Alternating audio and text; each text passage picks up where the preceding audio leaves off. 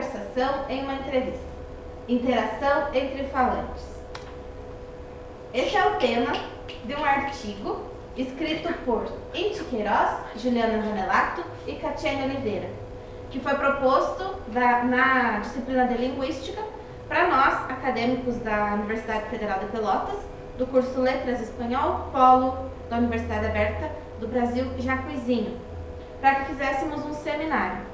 Eu sou a Tatiane Costa Kaufmann, mais tarde meu colega Jorge vai se apresentar e concluir o nosso trabalho. Então vamos lá. Análise da conversação. Quando falamos de uma entrevista, devemos levar em consideração a interação entre os falantes, a variação linguística e a troca de conhecimentos ocorrida na conversação. Uma boa entrevista é baseada em dados que caracterizam eventos e emoções, inferem intenções e expectativas sobre o que poderá ocorrer em diferentes formas de falar em uma conversa. O objetivo principal de uma entrevista é analisar a interação entre os falantes. Uma entrevista deve ter um aspecto de conversa. As metodologias utilizadas para a aplicação das perguntas devem buscar um estudo que norteie tons informais da linguagem. Há a necessidade de se escolher os materiais que serão utilizados e também o tema proposto, além da escolha dos entrevistados, que devem receber a pauta com antecedência para que possam se preparar e concluir cada questionamento com produtividade.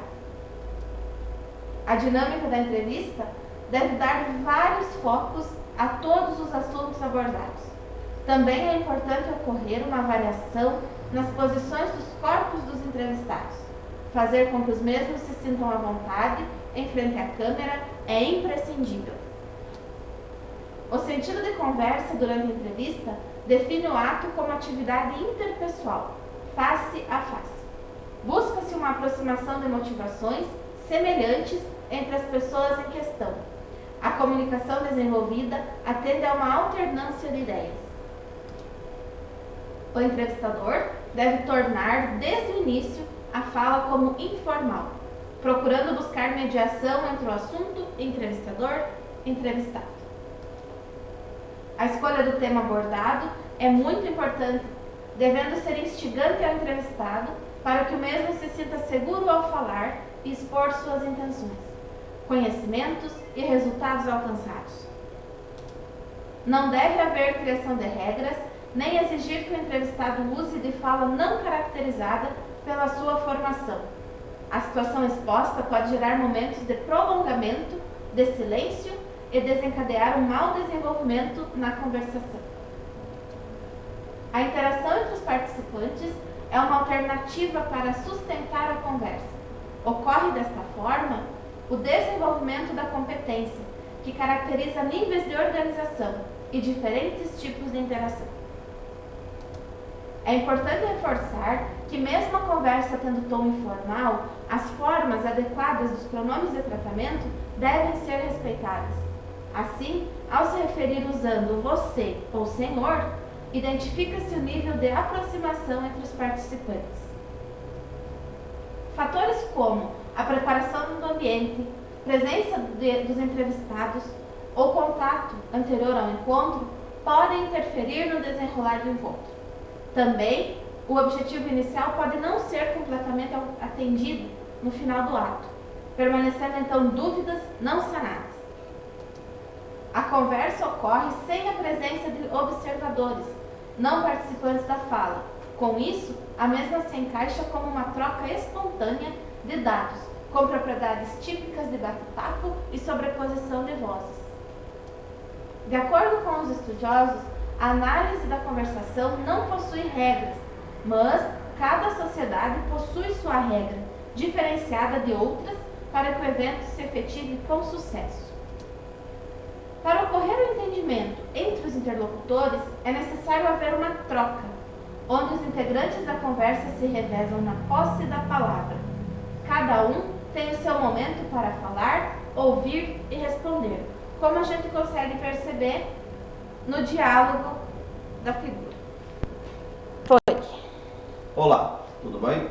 Meu nome é Jorge Antônio, sou acadêmico também e vou dar continuidade ao trabalho que a minha colega Tatiana estava desenvolvendo.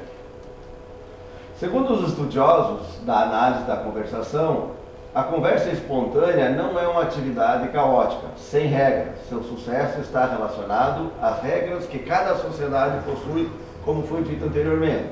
Sachs e Chekhov e Jefferson, em 74, analisaram em diversos estudos qual seria o mecanismo de troca de turno da conversação.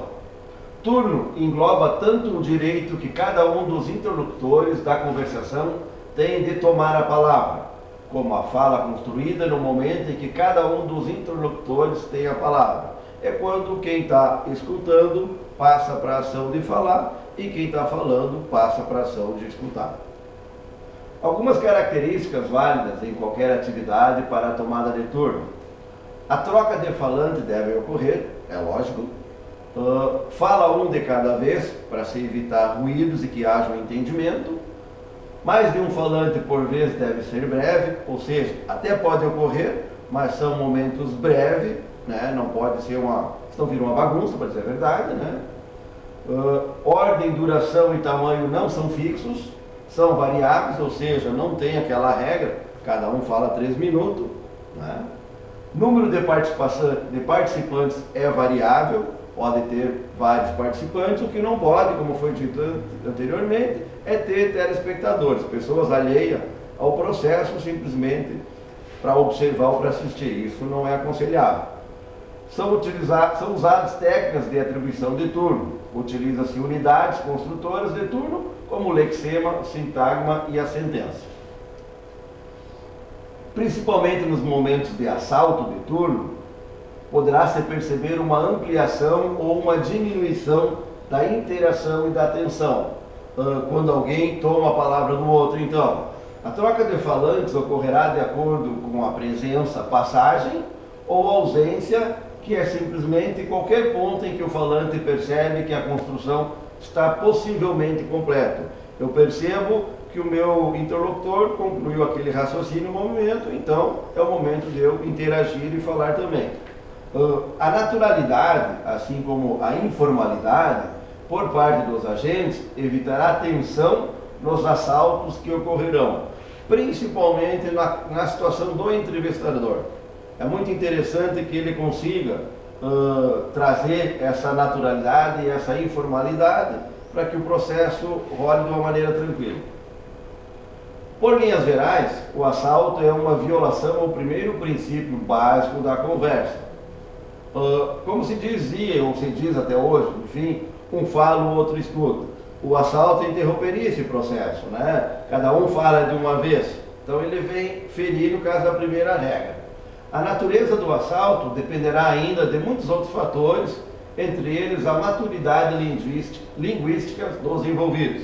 Ou seja, pessoas bem focadas, bem esclarecidas, que sabem o que querem e que sabem respeitar, que já possuem uma boa maturidade linguística, saber ouvir e falar na hora certa, vai transcorrer dentro de uma normalidade. Domínio do tema é muito importante, principalmente por parte do entrevistador, né? Envolvimento emocional e pessoalidade, isso pode afetar. Nível de relacionamento entre os integrantes pode ser favorável ou não. E o propósito individual e coletivo, ou seja, focado naquilo que se quer. A dimensão extraverbal é de máxima importância na eficácia de um diálogo e, consequentemente, de grande relevância em uma entrevista. Comprovadamente, o corpo fala. Lembrando que esta fala pode ser positiva ao desenvolvimento ou negativa. É quando surgem os famosos ruídos de comunicação. Às vezes, durante uma entrevista, uma das partes começa a brincar com algum objeto, uma caneta, um celular. Isso é uma expressão verbal, às vezes corporal, melhor dizendo, né? Provocada muitas vezes pelo estado nervoso e que atrapalha totalmente a entrevista, né? É uma forma de ruído de comunicação. Estudos apontam que 55% do sucesso de uma comunicação, de um diálogo e, consequentemente, a uma entrevista, estará atrelado à linguagem corporal. Vejam bem que curiosidade. sendo que 38% é vocal, é o tom da voz, é como você emprega a voz, e somente 7% verbal.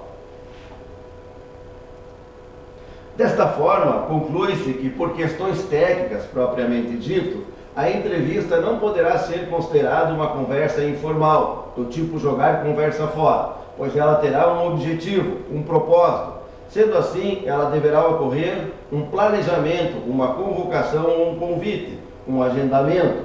Também é verdade que ela poderá ter muitos momentos ou pontos de informalidade, mas esses pontos devem ser estratégicos, pois a informalidade é uma ferramenta de auxílio na busca do êxito de qualquer entrevista.